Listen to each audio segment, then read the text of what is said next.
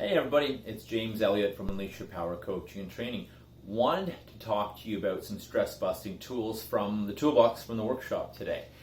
So, first though, why is it so important? Why should you care about stress and decreasing it? Well, first of all, it makes you miserable. Second of all, though, it decreases serotonin levels in your brain. And serotonin is your feel-good hormone. So it causes a lot of depression, which is not good. It causes also anxiety. Chronic stress will increase your anxiety and will increase the amount of fearful feelings that you have. Again, not good. It decreases people taking action. It's responsible for a lot of mental health diseases now. There's a lot of links to mental health diseases, heart attacks, of course, high blood pressure, of course, and even links to cancer from chronic stress, chronic elevated stress. It makes you tired. It decreases your sex drive, decreases your testosterone, which both in men and women will help you burn fat and put on muscle, or conversely, you'll get fatter easier when there's chronic stress in your life. So that's a little bit of why you should care. Again, the tools to bust stress. So first of all, worries, stress, anxieties, things you're worried about or stressing over. Think, will this even matter in a year? Will this even matter tomorrow? Will it matter in a week? And answer yourself that question. Is it really worth getting that stressed and bothered over? Is it going to matter in a week or a month or a year or even tomorrow, right?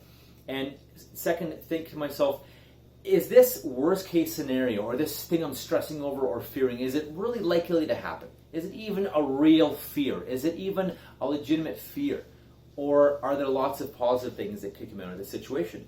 So one of the tools is to write down 10 to 20 positive things about this thing you're fearing, the situation, the outcome, the results, the whatever that you're anxious about, is write down 10 to 20 things that could come out positively and focus on them, because what you focus on is what you get. You focus on crap, you get crap. You focus on good things, then you get good things in your life. Good behaviors happen and good things will come, right? So focus on what you want. What are the positives that can happen? Another piece of advice I have for you is have a gratitude journal and write down 4 to 5 things every evening or every morning. And it's a great way to go to bed or a great way to wake up. 5 things you're thankful for, either that happened to you that day, no matter how big or small. 4 to 5 things you're grateful for in your life as well. Because, in first world countries, we are so lucky at what we have. So that's another tip for you as well. And on the crappy days, boy, wow, will you ever wake or go to sleep happy when you write those 4 to 5 things in your gratitude journal? And when you're having a crappy day, have a look at the gratitude journal, and I promise you'll be like, wow, my life's pretty awesome, I'm pretty awesome, I'm very fortunate. It'll make you feel a lot better. Also, ask yourself, is this something I can even control? Like if you're stuck in a car or a bus or train, you're stuck in traffic, you ask yourself, is this even something I can control? And if not, then just surrender. Surrender and just think, I can't control this anyways. What else can I do or think about? Or how can I change my perspective? How can I embrace this, that I have a car? I'm fortunate to have a car with a radio, or I don't have a phone that I can play tunes on, or you can talk to someone if you have a Bluetooth headset, or if you're not driving, or if you're in a bus or something. What else could you be doing? Or what else could you be thinking about and pondering and reflecting on if you are in a traffic jam? Again, we're very fortunate to have the cars we have, the phones we have, the situations we have, and not everyone is that fortunate in the world. So think about that for a moment as well. Is this even something I can control?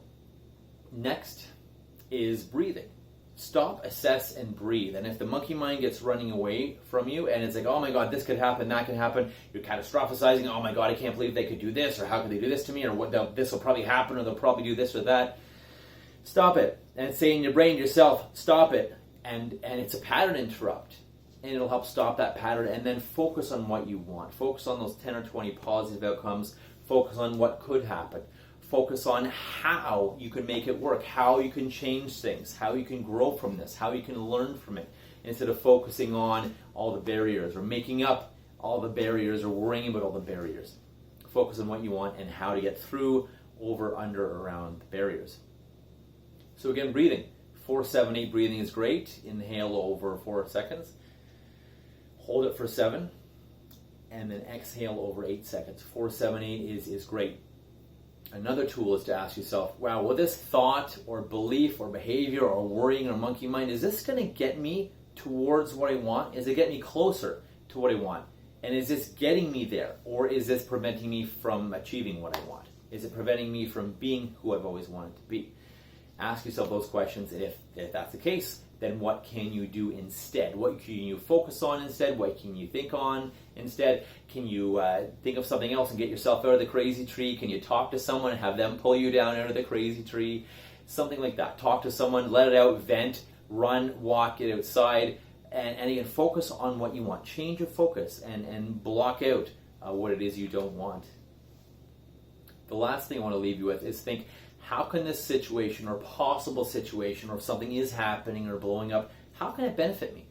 Like if it's a breakup, sure, you'll be sad and there's a loss, but maybe you'll find an even better person. In fact, if it's a breakup, there probably is a better person out for you. If it's a job loss, think about, well, maybe I can do my own thing now, or maybe I'll get a better job. Is this a kick in the butt to get me out of the comfort zone, having a job or career or business that I love, that's going to fulfill me and make me happy, and perhaps even have you way more financially stable and financially fulfilled?